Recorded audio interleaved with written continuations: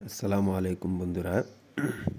এই যে দেখুন, আপনারা যে মনে করেন যে এত বড় বড় মোটা মোটা স্প্রিং, যে ট্রেনের ইঞ্জিনের নিচে যেই স্প্রিংগুলা থাকে, এই স্প্রিংগুলা কীভাবে তৈরি করা হয়।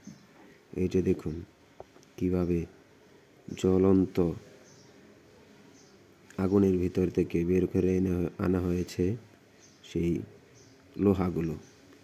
সেই লোহাগুলো এখন মেশিন দিয়ে স্প্রিং বানানো হচ্ছে। ভিডিওটা সবাই বেশি করে শেয়ার করে দেবেন, যেন সবাই দেখতে পারে।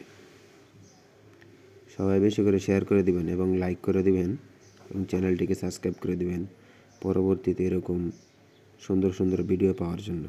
দেখুন, তারা কিন্তু লোহার পোশাক পরেছে, কারণ এই জায়গায় অনেক তাপমাত্রা, যার কারণে শরীরের ক্ষতি হতে পারে। ভিডিওটা সবাই শেয়ার করে দিবেন বেশি করে।